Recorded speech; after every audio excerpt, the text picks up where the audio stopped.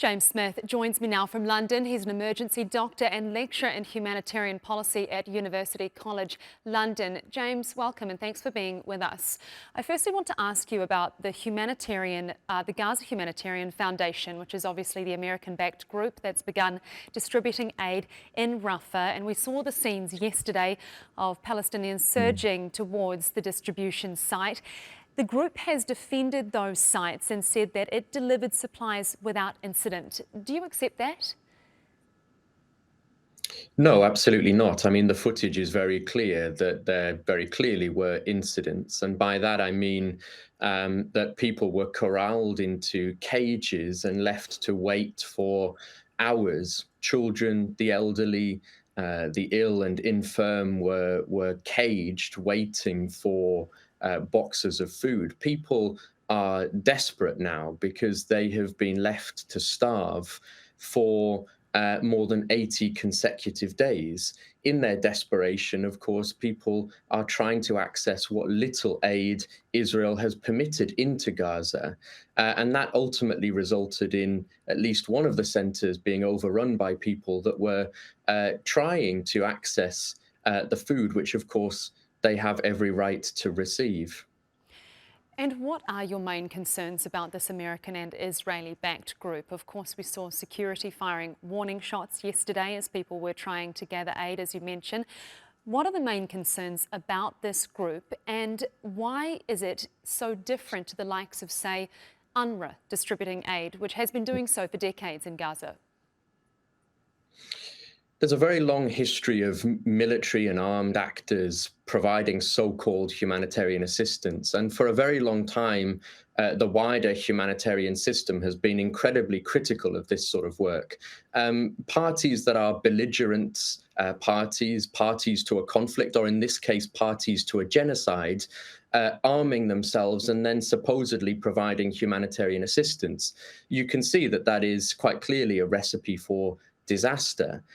There's no independence here. This is another extension of Israel's occupation of Gaza. Just as it moves its military forces around the Gaza Strip, it's also moving around the locations that will deliver humanitarian assistance. This is effectively being used to pull people towards the south.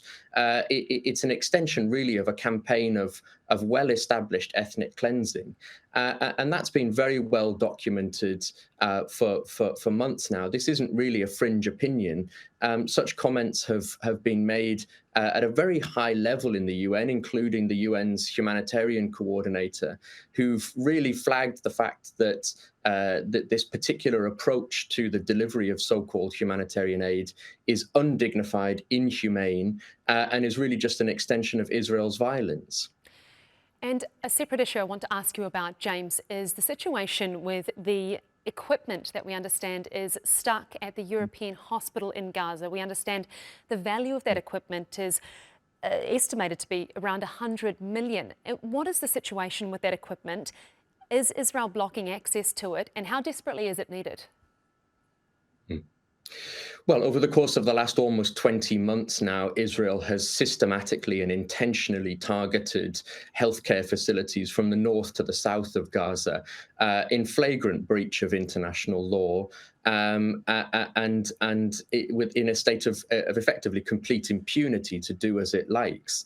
The European Gaza hospital has been attacked several times. There was a significant attack by the Israeli military on the 13th of May, which effectively precipitated the forced displacement of staff and patients and others that were sheltering around the hospital.